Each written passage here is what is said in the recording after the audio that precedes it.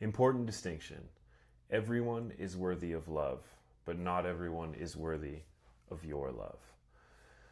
Of course, there's something beautiful about the boundless love you can experience in a deep state of meditation or on plant medicine journeys, but that's a very easy, faraway love.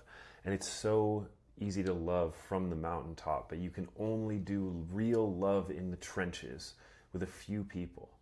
The work is to find people who are worth loving, bring that same boundless energy to them, and choose that love when it doesn't feel easy.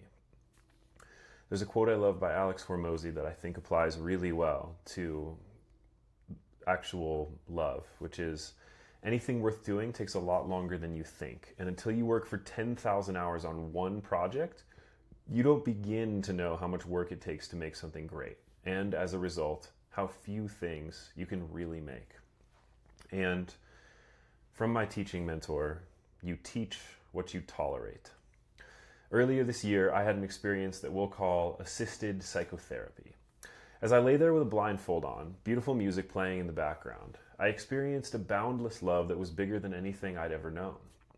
I could feel a sphere of orange, warm love just radiating out from my chest. It expanded past the town we were in, then past the entire state of Colorado. Then it grew to encompass the entire planet and eventually the galaxy. It was a lovely feeling. In that moment, I truly felt like I loved the whole world.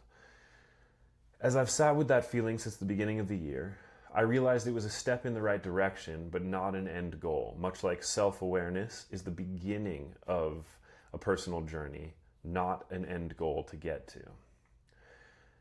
I met the woman I'm going to marry earlier this year and have since realized that personal love in the trenches and boundless love are two different things. And if you're laughing at me because I'm in a new relationship and I don't actually know what I'm talking about, maybe you're right. But I think I've learned a couple things that I'm going to share. Boundless love feels amazing, and it's certainly better than nihilism, but it's a step on a journey and it's not an end goal. It's much more about you than it is about the people you feel love for. It's similar to how people in Boulder, Colorado, right down the road from me, put up signs in their yards to display how much they love diversity, while never encountering diversity in their communities. They get to feel good about themselves without doing any work. The same is true of boundless love. It's easy to feel boundless love for humanity in a cave on a mountaintop in a monk's robe. It's freaking hard to feel boundless love for humanity while you are in amongst and dealing with humanity. That's why people describe having this feeling on retreats and not while they're on the subway in New York City. There's a quote I love: "I really thought communism was the answer to all of society's problems until I tried to run a community garden." Even a moment of feeling boundless love for humanity is a step in the right direction. It's just not the end of the journey. Unfortunately, many people I've met who identify as spiritual stop at that feeling of boundless love, think they've reached the mountaintop, and never develop past that. When I was traveling for 2 years, I spent a lot of time in hippie communities with people who identified as spiritual. This was an important time in my life. I had a great time doing all the fun hippie things. Yoga feels great, dancing is amazing, polyamory is super fun, and plant medicine journeys are an amazing tool for growth and healing. But there's one giant, glaring elephant in the room that I've found to be broadly true of specifically Western spiritual hippies that I've met, which is a massive fear of depth and commitment. I recently met a woman at a local potluck who told me about her polyamorous journey. She spent years exhausting herself, letting her hobbies take a back seat so she could communicate with all of her partners. She burned herself out in the name of progress until she finally decided to just be monogamous. That's when it got scary for her, because once one person could see her, and she wasn't spread out across 5 relationships, she realized that what had driven her polyamorous lifestyle was a fear of being seen and known. Once she finally realized that, then she was able to get clearer on what she was looking for, find someone worthy of her love, and explore depth with them.